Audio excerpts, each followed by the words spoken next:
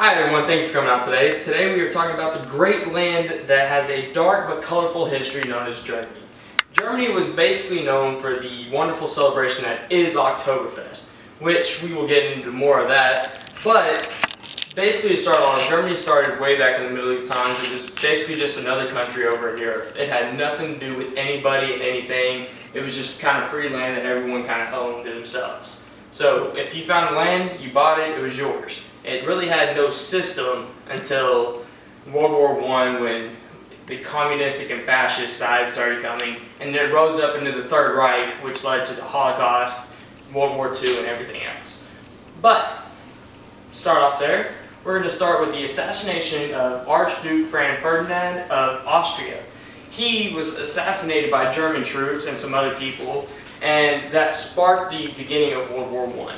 World War I, it was just a conflict to see who could start what kind of drama to get what kind of resources, but yet it didn't really work out. It ended 5 years later after the assassination of Archduke Franz Ferdinand with the signing of the Treaty of Versailles.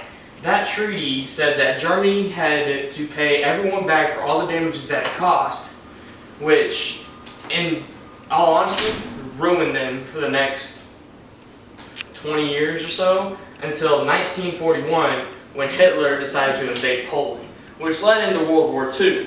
World War II started because Hitler invaded Poland. He hated the Jews because they were rich, and yet Hitler's people, were dying and failing miserably with the economy. So he stole and blamed the Jews for everything. He said that they were putting them away for their safety, but in all honesty, he was killing them, which most people did not know that. I mean, their biggest one was Auschwitz. He had gas chambers, worked them to death, burned them alive. It was just a massacre. And honestly, no one really knows that and wants to get deep into that because of how truly gruesome it was. But yet, that all ended when Japan decided to bomb Pearl Harbor, bring the U.S. in. The U.S., Russia, and all the other Allied forces came in to one big area in Berlin, decided to bomb them. Well, not really bomb them, but conquer them.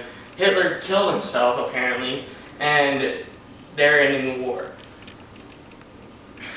But enough of the dark, gruesome stuff. Now we lead into the white light at the end of the tunnel, which was the Berlin Wall. The Berlin Wall separated East and West Germany, where the West was liberated from the U.S. and became a democracy, while the rest was still under the communistic fascist rule of, Hitler's remaining officers and whatnot.